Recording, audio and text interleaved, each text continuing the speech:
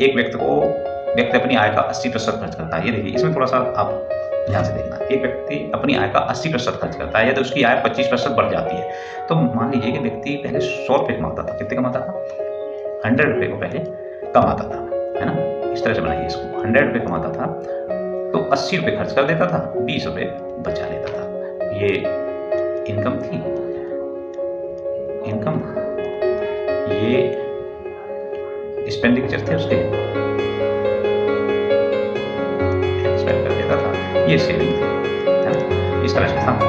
अब उसने कहा कि 25% बढ़ गया, मीन्स 100 रुपये की जो चीज़ जितने कमाता था वो कितने कमाने लगा? 125 रुपये कमाने लगा। और खर्च 10% बढ़ गया। यहाँ कन्फ्यूज मत होना, पहले 80% खर्च थे, 80 का 10 निकालिए। देखिए 80 रुपये खर्च कर 80% खर्च करता था, इसका 10% बढ़ गई, है ना? तो इसका 10% कितना आ गया? कैसे निकालते हैं? 80 का 10% 0,008 आ गया। तो इसमें 8 रुपये और बढ़ गए। इसका मतलब अब वो कितने खर्च कर देता है? 88 रुपये खर्च करता है। इसका 10% बढ़ा दोगे तो हो जाएगा यहाँ 10 और वो हो जाएगा 90। क्वेश्चन गलत हो जाएगा। अब कितनी बचत हुई भैया? माइनस कर दीजिए इसमें से। अब 37 रुपीज़ की बचत हुई।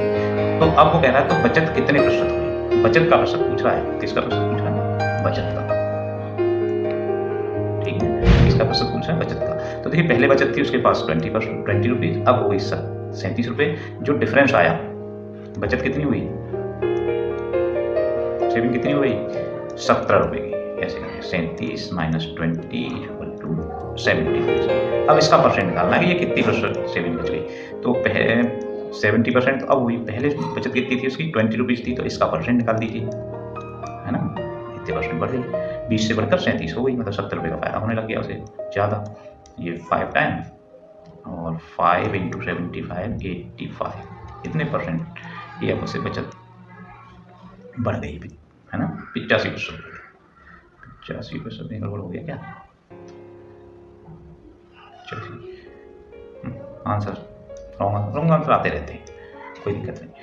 SSC CGL वैसे मैंने कुछ 1-2 क्वेश्चनों के आंसर देखे थे तो सही भी करे थे।